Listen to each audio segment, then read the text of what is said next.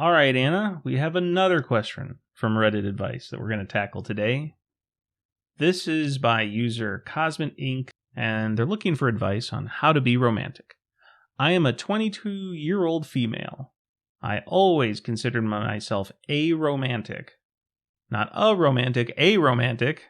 And never saw the point in any type of relationship that wasn't a one-night stand. Oh, my dream girl. Excuse me? Excuse me? Well, I met someone similar to myself, and as life happens, I found myself in a relationship with him. He is more innocent than myself and has no prior experience in relationships as well. Easy target. Which does help deeply. See, there you go. Though, after a conversation, he explained in a very good manner that he felt our relationship feels too sexual and wants it to be more intimate with me, and I understood it completely. After all I know is the basic hit and ditch scenario.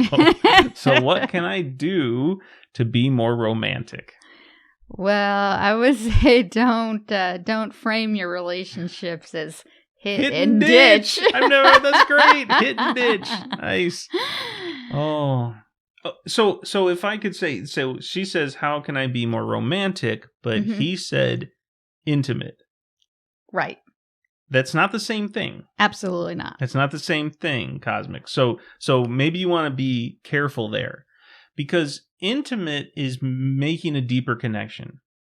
And Anna, you wanna go into that? And I would say that typically is more so about it's not sexual.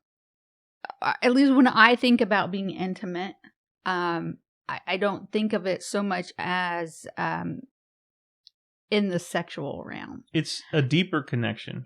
Yes, it's a deeper friendship. It's really getting to know a person, and to the point that I would say you're probably kind of putting them ahead of yourself a lot of times. Being let's go with some examples. Let's give us some examples. How do you be romantic? We're going to do romantic / intimate. Ask questions. Stupid questions, silly questions. Ask your boyfriend, what would you do in this scenario? Or if you had to choose between these two things, or, what's your favorite color? Like anything, just ask questions. Ask him how he's feeling. Try to talk through things. It doesn't need to be, again, I would not pick things that are politically charged or religiously charged or anything like that. You're just asking silly questions like, if you could only kiss one part of my body, what would it be? Or if you had to replace one part of your body, it's like, maybe that sounds sexual, but it actually goes to if you were going to be a football player, what position would you play? I don't know if I like that one. That one's weird. I know it's weird, but quarterback to make the most money. Anyway,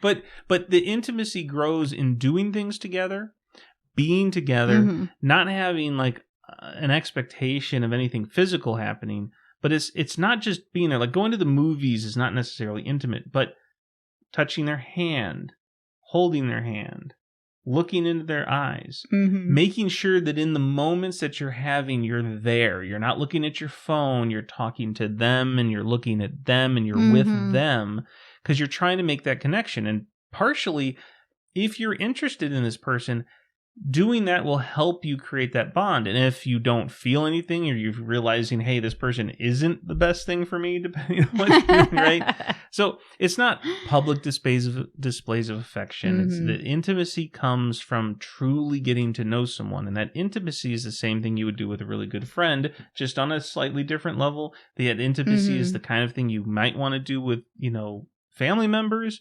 It's really caring, having empathy for that person, asking, getting to know them, and really connecting with them regularly, like making it second nature. I would definitely agree, and it can really be anything. Sitting on a porch watching a sunset, or just sitting there feeling a nice cool breeze. Now, I know that malls aren't very popular anymore. We used to sit in malls and make fun of people as they walk by together. Oh my gosh, yes, we used to do that. People watch and people comment. Good times. Yes. Yeah, people watching, that can be a fun thing to do. So really, I mean, there's like anything that you can do. Like I would argue that going somewhere and eating is not a good thing because you're eating. It's sometimes loud. It's hard to connect. So it's still fine to do those activities. I think what you're trying to say is find those activities where there can in a quiet space. You can have moments together. Yes. Right? Going for a walk at night. When it's quieter, there's less activity. Less distractions for you.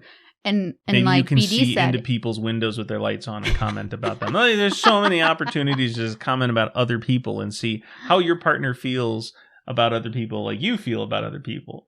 But I think just to reiterate what BD was saying earlier, what you're really trying to do is connect with that person, be present in the moment when you're with them.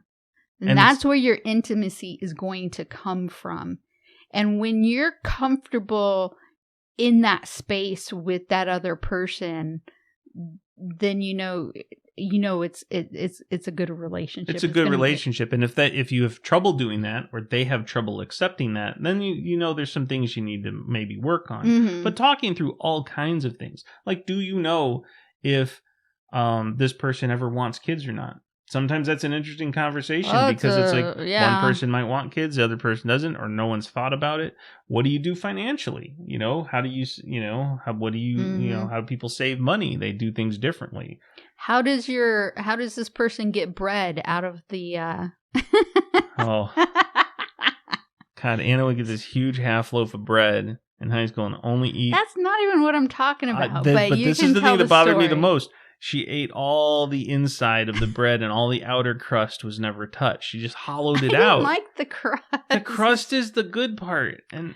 Or the healthy. I don't know if it's healthy part. I was always told that, but whatever. But I'm saying also if I've got a loaf of bread, I go to like the middle of the loaf and pull slices out. Oh, yeah, that's not fair. You got to take them in order. I don't take them in order. You got to take it in order. Because then everybody gets, it's equity. Everybody gets a fair shot at getting that middle stuff depending on how much you're eating. You can grab the middle ones too. You're the overlord. You go in for the best stuff right away and no one gets an opportunity. Yeah, I'm going for the good soft, middle slices. I don't want crusty ends of the bread. See, Cosmic, this is intimacy. This is true intimacy right here. So, anyway, hopefully that's helpful. It may sound daunting, but it's really not. It's really just working on getting to know your partner and getting away from the hit and ditch scenario, the one night stands.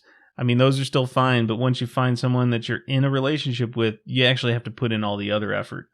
Absolutely. Because the physical stuff's easy. That's the cheap path. And I'll throw this out really quickly too.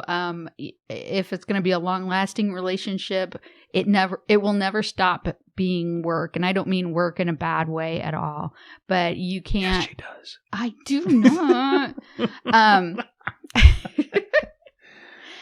But for those really, really good, strong, long-lasting relationships, you're always feeding it. All right. And if you want to feed any advice to Cosmic, please feel free to add that in the comments down below. And Cosmic, thank you very much. We appreciate your question. Hey, you made it to the end of the video. And we appreciate that. If you need advice, go ahead and click on the link in the description below, and it may get answered in a later episode. And if you want to watch more Twice the Advice, check out our other videos right now.